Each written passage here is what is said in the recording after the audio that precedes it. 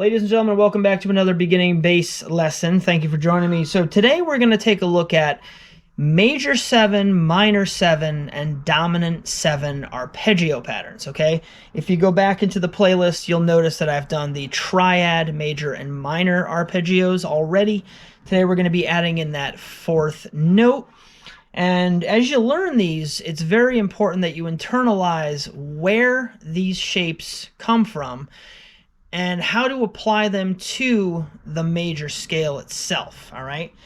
So what we're going to do is we're going to start with the major 7, which is just a major triad arpeggio, but with one extra note, okay? And that note is the note that sits right before the octave. So you have the 1, the major 3rd, the 5th, and then the major 7.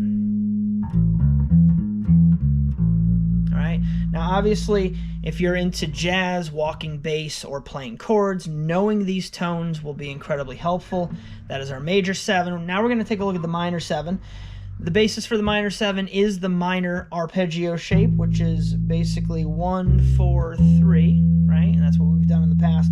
That minor 7 is found 2 frets below the root, or the octave rather, which it would be right here. So we have 1, minor 3rd, 5th, minor 7, and then of course the octave. There we have it. All right. The 3rd and final is the dominant 7th arpeggio, which, as you may know, hopefully you guys know, that the basis for a dominant chord is a major chord. It's got the major 3rd, so root, major 3rd, 5th, and then that 7 is actually the minor 7. So it's got a major 3rd, but a minor 7. That's one of the reasons the dominant chord is so awesome. So we've got we've got 2, 1, 4, and then that flat 7 up above. There's your octave. All right. Now, the second part of this is to remind you guys that if you're dealing with major 7 chords, they're going to be the 1 chord of the key that you're in and also the 4 chord of the key that you're in. The minor 7 chords are going to be the 2, 3, and 6 chords of the key that you're in. And then, of course, the dominant chord, there's only 1 per key, and that is the 5 chord. So it would be in your best interest to just pick a key and play all of these in their appropriate spots. So we'll just play A, okay? I'll put A up on the screen.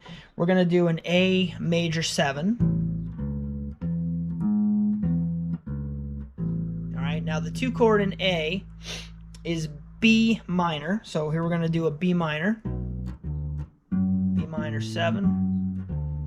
All right, the 3 chord is C sharp, also minor.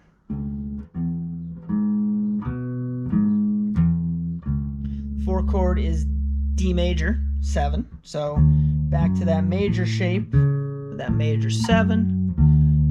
Your 5 chord being the dominant. This is the special one. It only occurs once per key.